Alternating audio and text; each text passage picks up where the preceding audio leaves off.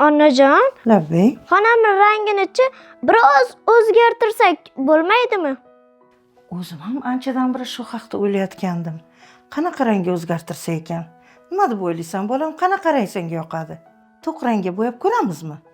Onajon, menga-chi sariq yoki qahramonlarning rasmi bo'lsa yoqadi.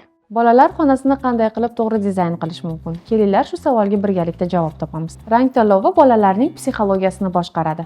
Bolalar xonasiga to'g'ri rang tanlash muhim. Juda yorqin ranglar bolani charchatadi, juda to'q ranglar esa uni kayfiyatini tushiradi. Bolalar xonasiga istalgan rangni qo'llash mumkin, faqat ular pastel rangda bo'lishi kerak. Bolalar xonasi faqat o'ynash uchun emas, u 3 ta zonadan iborat bo'lishi kerak. Uxlaydigan zona, kravat, yostiq, tungi chiroq, o'qish zona, stol, stul, kitoblar joyi. O'yin zona, gilam, konstruktorlar, o'yinchoqlar uchun bo'sh joy. Agar hamma narsani bir joyga yig'ib qo'ysangiz, bola charkashadi va xonani yoqtirmaydi. Bolalar uchun mebel tanlayotganda eng muhim jihat bu xavfsizlik. Bolalar xonasidagi barcha narsa albatta xavfsiz bo'lishi kerak. Mebel qanday bo'lishi kerak? Yumaloq burchakli, past balandlikda, og'ir bo'lmasin. Devorga mustahkamlansa yanada yaxshi bo'ladi. Devorga mahkamlanmagan mebel tushib ketib, bolaning hayotiga xavf solishi mumkin. Bolalar xonasidagi yoritish juda yumshoq bo'lishi kerak. 3 ta turdagi yoritish bo'lishi shart.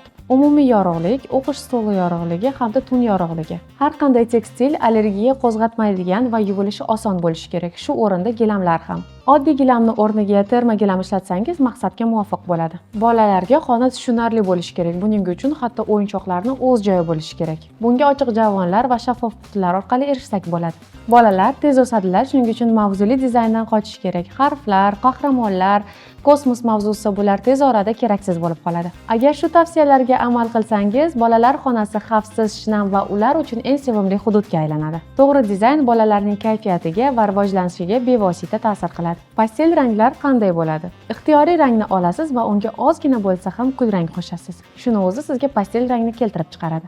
Bolalar xonasini rangdan yoki mebeldan boshlamang. Avval shu 3 ta savolga javob bering. Bola necha yoshda? Xonada nima ko'p bajariladi? Uxlashmi, o'ynashmi yoki o'qish? Qaysi joy xavfli yoki xavfsiz?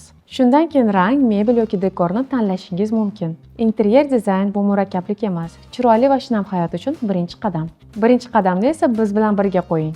Sahifamizni kuzatishda davom eting.